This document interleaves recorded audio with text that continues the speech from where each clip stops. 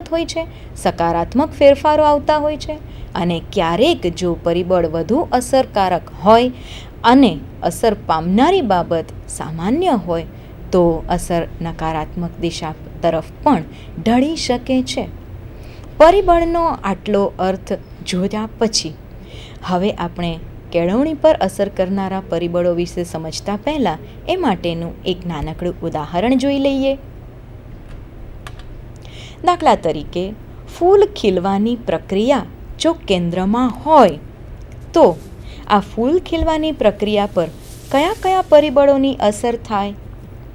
જેવી રીતે ફૂલ ખીલવાની પ્રક્રિયા માટે એ ફૂલ જે છોડ પર હોય, એ છોડ જેમાંથી ઉત્પન્ન થયો હોય એ મૂળ એટલે કે બીજ છે, એ સૌથી પહેલું પરિબળ છે. કયા પ્રકારની જમીનમાં છોડ ઉગ્યો છે, એ જમીનમાં કયા કયા સદ્ગુણો છે, ઉપયોગી થઈ શકે એવી કેટલી બાબતો છે વગેરે. પાણી પ્રાપ્ત થાય છે કે નહીં, કેટલા પ્રમાણમાં થાય છે, કઈ ગુણવત્તાનું પ્રાપ્ત થાય છે, આ બધી જ બાબતો છે એ પાણી સંબંધે અસર કરનારા પરિબળ તરીકે ફૂલ ખીલવાની પ્રક્રિયાને પ્રભાવ પાડે છે. જ્યારે વિકાસ આવું કહીએ છીએ તો કોઈ પણ એક ફૂલનું ખીલવું એ બીજમાંથી અંકુરણ અને છોડ સ્વરૂપે વિકાસ પામવાની સમગ્ર પ્રક્રિયા, ત્યાર પછી કળી રૂપે પ્રાપ્ત થયેલા અથવા તો અંકુરિત થયેલા છોડના અંશમાંથી ફૂલ ખીલવાની પ્રક્રિયા થવી. તો આમ વિકાસના દરેક તબક્કાની અસર પણ અસરકારક રીતે અસર તો પામે જ છે. આવા અસર શબ્દથી ભય ન પામશો. જેમ કે ખાતરની અસર કેટલી? તો છોડને ખાતર અપાય છે કે કેમ? ફૂલ ખીલવા માટે એ ખરેખર ઉપયોગી છે કે કેમ? અથવા તો જે કંઈ પણ ખાતર અપાયું છે એ જે તે છોડ માટે યોગ્ય છે કે કેમ? આમ જોઈએ તો દરેક બાબત છે એ ફૂલ ખીલવાની પ્રક્રિયા પર અસર પહોંચાડે છે. જે વાતાવરણમાં આ છોડનો ઉછેર થઈ રહ્યો છે એ વાતાવરણ ફૂલ ખીલવા માટે અનુકૂળ છે કે કેમ? આવશ્યક હોય તેટલો સૂર્યપ્રકાશ પ્રાપ્ત થાય છે કે કેમ? સૂર્યપ્રકાશનું પ્રમાણ અને સૂર્યના તાપનું પ્રમાણ પણ ફૂલ ખીલવા પર અસર કરનારું બહુ જ અગત્યનું પરિબળ છે. આ એક નાનકડા ઉદાહરણ દ્વારા આપ સમજી શક્યા હશો કે કોઈ એક નાનકડી બાબતને પણ અસ્તિત્વમાં આવતી વખતે ઘણા બધા પરિબળો અસર કરતા હોય છે. તો કેળવણી એ તો ખૂબ જટિલ પ્રક્રિયા છે, જીવન પર્યંત ચાલતી પ્રક્રિયા છે. તો આ પ્રક્રિયા પર તો ઘણા બધા પરિબળો અસર કરે જ કરે. તો ચાલો હવે કેળવણી પર અસર કરનારા પરિબળો વિશે આગળ ચર્ચા કરીએ. કેળવણી પર અસર કરનારા પરિબળો અથવા તો કેળવણી પર અસર કરતા પરિબળો કયા કયા છે? તાત્વિક પરિબળ, સામાજિક પરિબળ, આર્થિક પરિબળ, રાજકીય પરિબળ અને સાંસ્કૃતિક પરિબળ. આટલા પરિબળોની ચર્ચા આપણે વિગતે કરવાના છીએ. મિત્રો, જ્યારે સમગ્ર લક્ષી વાત કરવાની હોય ત્યારે હું એવું બિલકુલ નહીં કહું કે કેળવણી પર આટલા જ પરિબળો અસર કરે છે. આ અને આનાથી હજુ વધુ અન્ય પરિબળોની અસર થઈ શકે છે. આપણે ધ્યાનમાં એ રાખીશું કે આપણી સમય મર્યાદા અને જેટલી વિગતો છણાવટ કરી શકાય એટલી વિગતોને આ વ્યાખ્યાન અંતર્ગત સમાવવાનો પ્રયત્ન કર્યો છે. અને એ ન્યાયે કેળવણી પર અસર કરનારા આટલા પરિબળો વિશે આપણે અત્યારે વાત કરવાના છીએ. તો હવે ક્રમશઃ આ પરિબળો વિશે ચર્ચાને આગળ વધારીએ. તાત્વિક પરિબળ.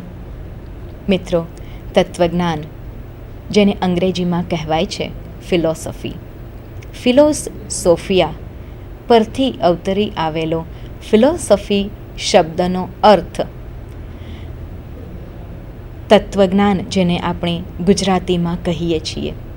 તો લવ ફોર વિઝડમ, અને જેને ગુજરાતીમાં કહેવાય વિદ્યાનુરાગ.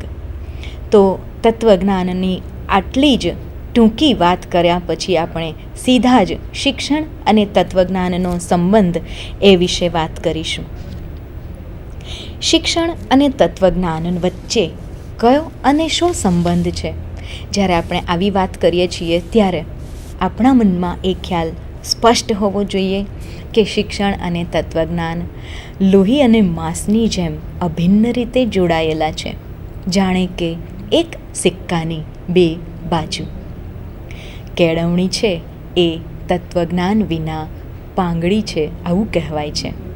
એનું કારણ એ છે કે કેળવણીની દિશા, કેળવણીની સ્થિતિ, કેળવણીનું સ્તર, કેળવણીનો આકાર, તેનું આયોજન, તેનું અસ્તિત્વ, કોઈ પણ પાસું લઈ લો, જો એમાંથી તત્વજ્ઞાનની બાદબાકી થઈ જાય તો બાકી કશું જ બચે નહીં, માત્ર રહે શૂન્ય.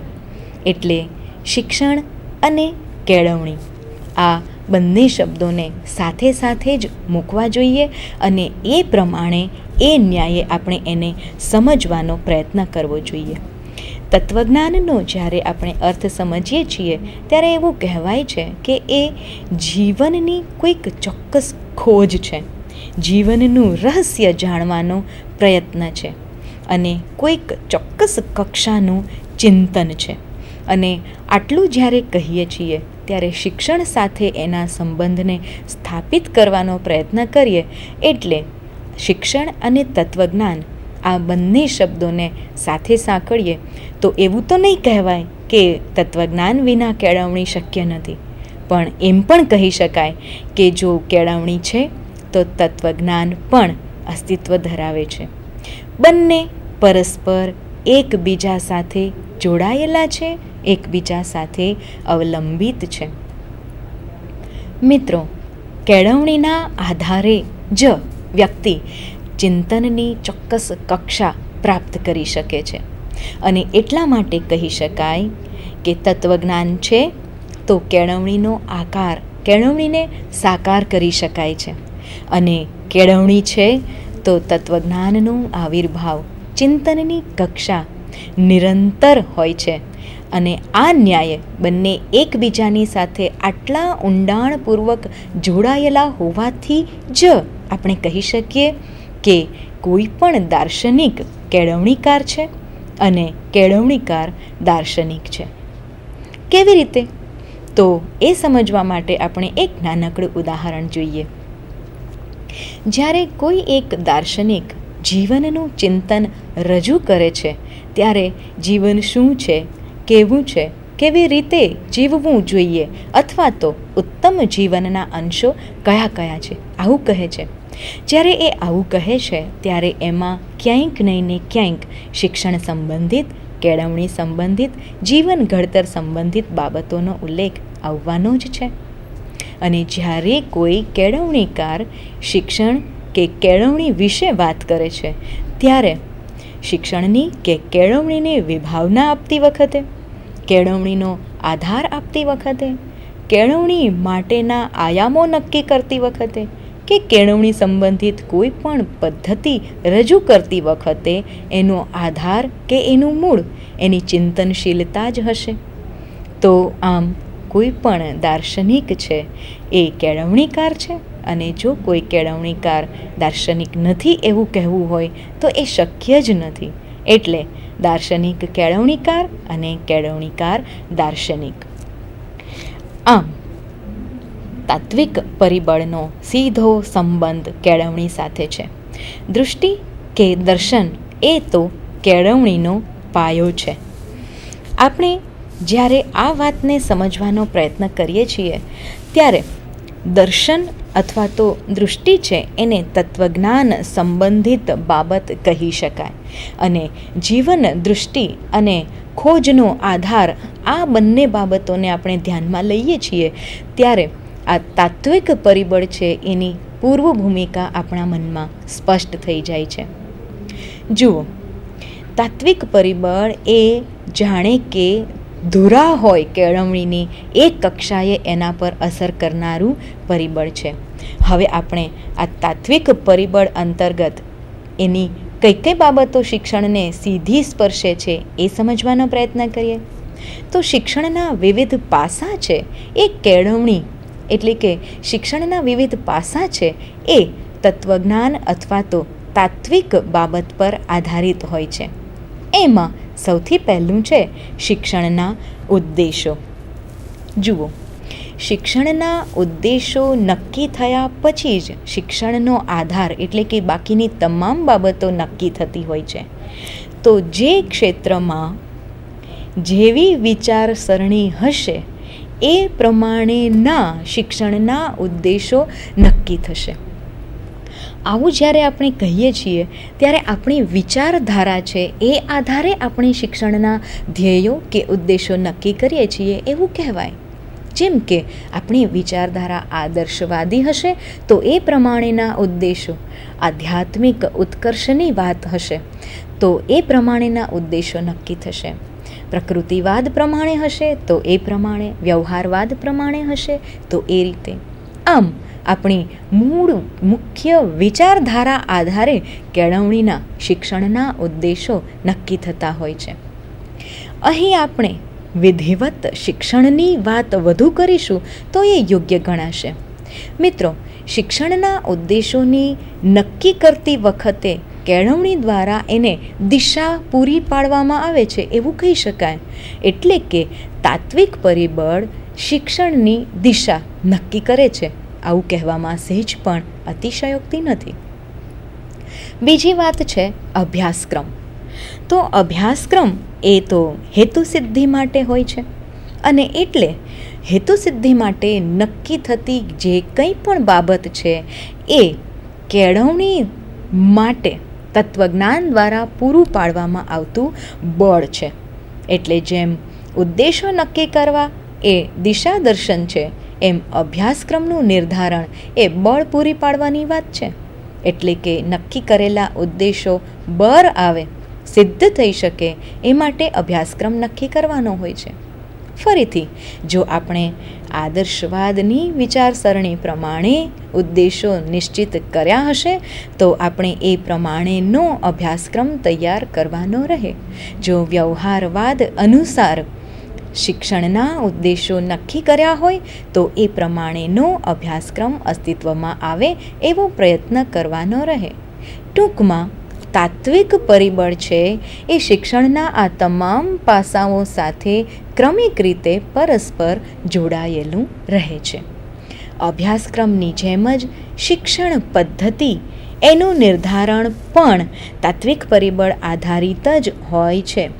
વિદ્યાર્થીઓને શું શીખવવાનું છે એ જો આપણે નક્કી કરી લીધું હોય તો પછી કેવી રીતે શીખવવાનું છે એ પણ નક્કી કરવું પડે.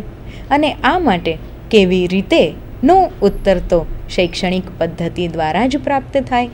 અને એટલે કેટલીક શિક્ષણ પદ્ધતિ છે એ વિદ્યાર્થી પર પ્રભાવક રીતે અસર પાડે એવી છે, તો કેટલીક પદ્ધતિઓ વિદ્યાર્થી પોતાની જાતે જીવનના અનુભવો મેળવીને શીખે એવી છે.